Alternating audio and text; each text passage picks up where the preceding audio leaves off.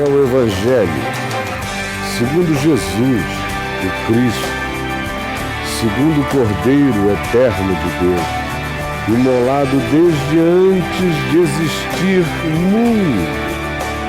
É o Evangelho que cobre toda a criatura, em toda a face da terra. Hoje eu leio, segundo o apóstolo João, no Evangelho chamado de João, no capítulo 8, um texto muito conhecido de muita gente, quase nunca compreendido de fato. Virou um jargão, um chavão, uma palavra solta, um slogan, destituído de significado, de praticidade, de eficácia, de poder transformador. Está em João, no capítulo 8, versos 31 e 32, que dizem assim: Disse, pois, Jesus aos judeus que haviam crido nele, os judeus. O ambiente, naquele dia, naquela hora, ele está falando em Jerusalém, no templo, nas imediações do templo, cercado de uma população religiosa e completamente judaica, no templo de Jerusalém. Disse, pois, Jesus aos judeus que haviam crido nele, porque depois de algumas coisas que ele tinha dito, vários judeus presentes tinham dito: agora eu creio que tu és o Cristo. Então disse Jesus a esses judeus religiosos, gente do templo, que tinham acabado de dizer que agora sim tinham crido nele. O que ele diz? Se vós permanecerdes na minha palavra, sois de fato, verdadeiramente, meus discípulos. Se é uma condicional. Permanecerdes na minha palavra, que é o Evangelho. É o que ele ensina. É o que ele diz. Ouvistes o que foi dito antes aos antigos? Eu agora digo isto, e é assim que será. Quando ele diz: vocês veem os governadores, os poderosos dos povos, como eles agem, e são eles. Mas se vocês são meus discípulos, entre vós não é assim. Ele diz: vejam, aí vêm os recursos e estão presentes os recursos deste mundo, mas o meu reino não é feito desses recursos. O meu reino não é deste mundo. Se permanecerdes nas minhas palavras, a palavra dele não é uma frase transcrita no Evangelho, é um espírito, é um entendimento, é um sentido, é um princípio, é caminho para se andar, é verdade para se crer e experimentar, é vida para se expressar e frutificar. Essa é a palavra dele. Ele disse: as minhas palavras são espírito e são vida. Se permanecerdes no meu espírito, se permanecerdes segundo o caminhar da minha vida, sois meus discípulos. Se vocês abraçarem a consciência que me habita, se vocês se deixarem possuir pelo Espírito que eu sou, se vocês se assumirem como manifestação particular e individual, pessoal de cada um de vocês, expressando o meu pensamento, a minha palavra, o meu olhar, a minha interpretação da vida, então vocês são verdadeiramente meus discípulos. Só esses. Não são os que dizem, um dia eu levantei a mão, um dia eu fui batizado, eu vou ao templo, ouço o que pregam, o que falam, o que dizem, eu marcho nas passeatas, eu canto louvores nos palcos gospel da religião, mas e o Kiko? E daí? Sinceramente, você acha que isso é uma conversinha para introduzir você à presença de Jesus? Você crê nisso? Você apalhaça Deus desse modo? Você idiotiza Jesus desse modo? Jesus que disse: nem todo o que me diz Senhor, Senhor entrará no reino dos céus, mas tão somente aquele que faz a vontade de meu Pai que está nos céus, e a vontade do meu Pai que está nos céus, segundo ele, é o Evangelho. Eu vos tenho transmitido as palavras dele, transmitido, vivido, encarnado, gestuado, suado a palavra dele. Eu sou a expressão, ele é o verbo, ele é a palavra. Ele não é um amontoado de frases. O Evangelho é uma pessoa. Essa pessoa é a manifestação da Boa Nova, é a liberdade em ação, é a graça de Deus em movimento e é a revelação de quem Deus é para o homem e de quem o homem pode ser para Deus. Se permanecerdes nisto, então verdadeiramente sois meus discípulos. Mas se não permanecerdes nessa palavra, eu nunca vos conheci. Não adianta dizer, eu te reconheço como o Senhor do Universo. Isso nunca foi pedido, só que se o seguisse na nossa vida pessoal e na extensão dela na direção de todas as demais pessoas, do nosso alcance, do nosso toque, do nosso âmbito de relacionamento. Não adianta chegar e dizer, eu expulsei demônios, demônios se me submeteram pelo teu nome, eu operei milagres, ou eu disse palavras proféticas que se cumpriram, porque Jesus disse, eu lhes direi ao final, apartai-vos de mim, vós, os que praticais a iniquidade, os que não andais segundo a justiça do reino de Deus, que é o Evangelho que eu ensino, que eu prego, que eu encarno, que eu gestuo. Nunca vos conheci. Mas se, e é uma condicional, de fato, guardardes, abraçardes e vos deixardes possuir pela minha palavra, por esse entendimento, por esse Espírito, então verdadeiramente sereis meus discípulos. E o quê?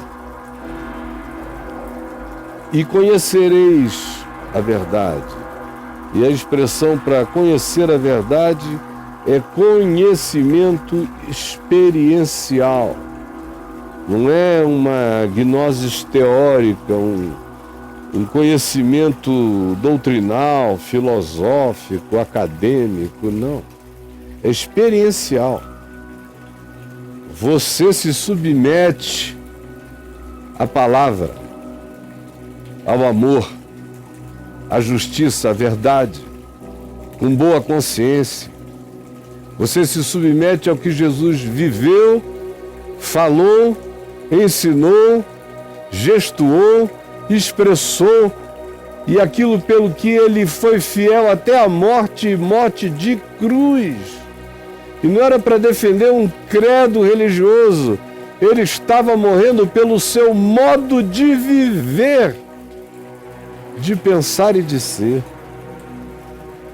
E é isso que se pede de mim, que eu permaneça nessa coerência, que eu me enraize, que eu seja possuído, que eu permaneça, que eu me enxerte nessa palavra, para que ela, na sua seiva, frutifique por dentro de mim. E então eu darei o fruto de um discípulo de Jesus. Isso é conhecimento experiencial, é vida, é percepção. Quem quer que olhe para a sua cara sabe que você não está buscando nada que você decorou em qualquer lugar. Você está falando daquilo que você é. Você permanece nisto, isto permanece em você. Você verdadeiramente é uma extensão de Jesus, é um discípulo. E conhece experiencialmente a verdade do Evangelho, e quanto mais você conhece por experiência, por prática, por rendição, dando razão a Deus, mais e tão somente aí você prova que o Evangelho é verdade libertadora. A mente fica liberta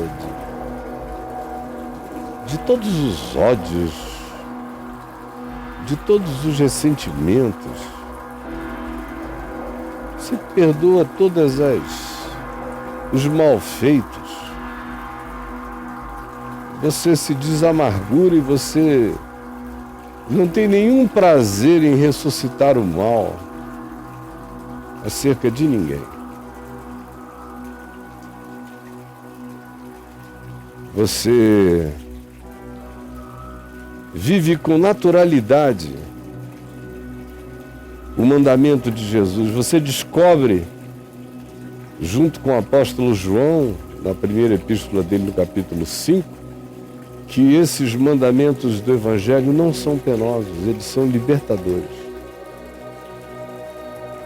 Não nos vingarmos a nós mesmos, meu Deus, que libertação, ficar livre do espírito da vingança.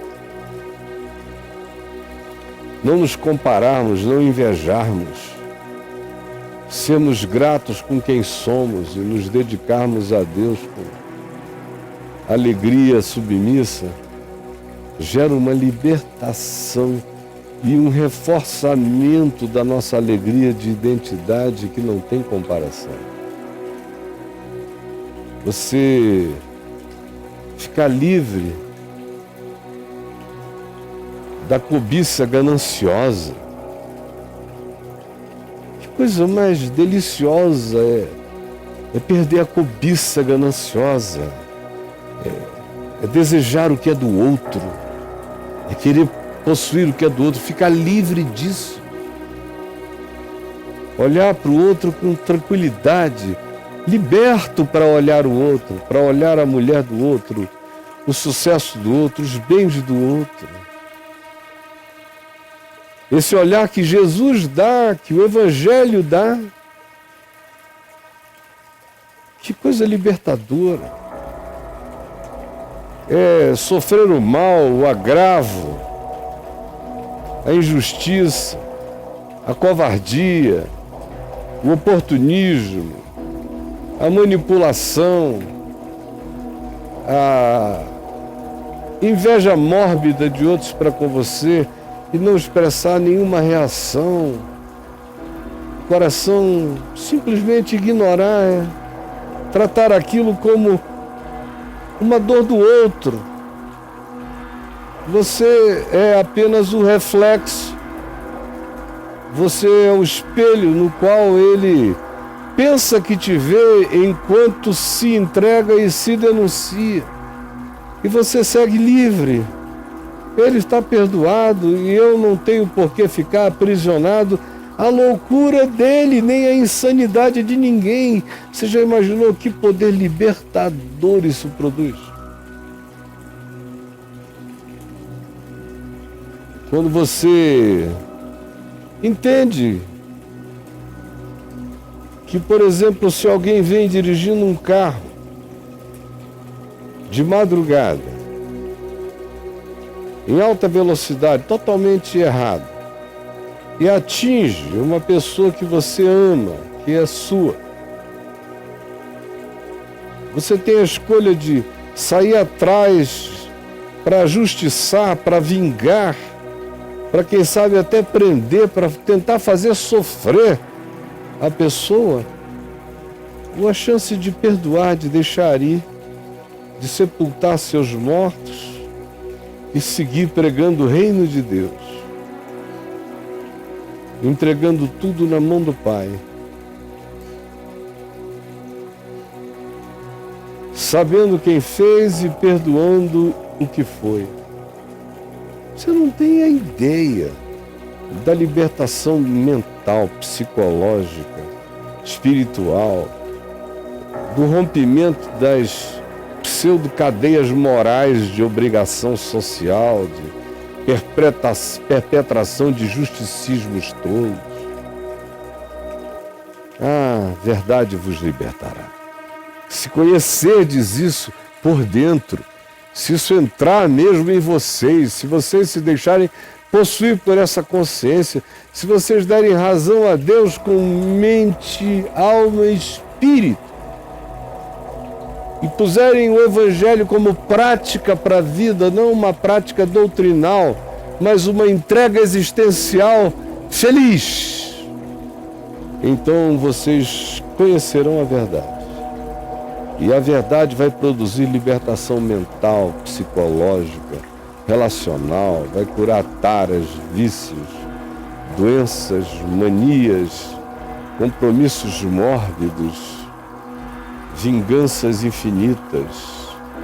Vai acabar com todo esse arcabouço de escravidão mental, emocional e de pseudo-honras e de dignidades aprisionantes que mantêm uma pessoa num ciclo e numa cadeia infinda, na procura de uma justiça que não realiza nada, que só engole a vida, enquanto o indivíduo é consumido pela amargura de procurar aquela realização que não produz nada a não ser mais morte, mais dor, mais agonia. Vocês não têm ideia do que significa isso, e conhecereis a verdade do Evangelho, se vocês experimentarem o Evangelho como prática, e aí à medida em que vocês praticarem, vocês vão conhecer a multidão das libertações de medos, de amarras, de importâncias, de culto à autopreservação, à autossobrevivência. Vocês vão se desvencilhar de tantas dívidas e de tantos débitos, impostos e taxações morais e religiosas.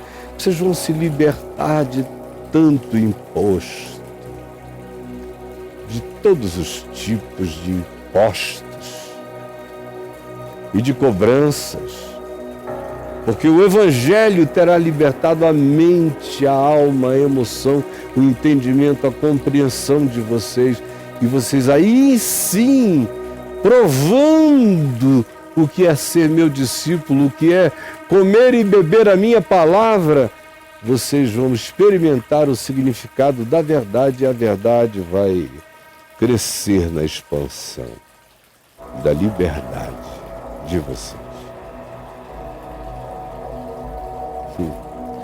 Aí as pessoas ficam pensando que isso aqui é entrar num templo, levantar a mão, ser batizado e tentar parar de fumar ou de beber, mudar o exterior, pintar a tumba com cal branco, mas sem entendimento disso, as rapinas de sempre, os defuntos de sempre continuam dentro de nós.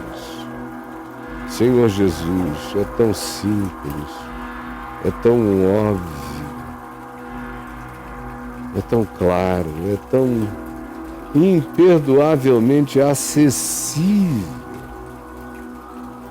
Eu quero pedir que muitos tenham os seus sentidos abertos, suas compreensões afetadas, e que o Espírito do Evangelho vença essa decoreba, essa doutrinação essa religião de evangélicos sem evangelho, de cristãos sem Cristo.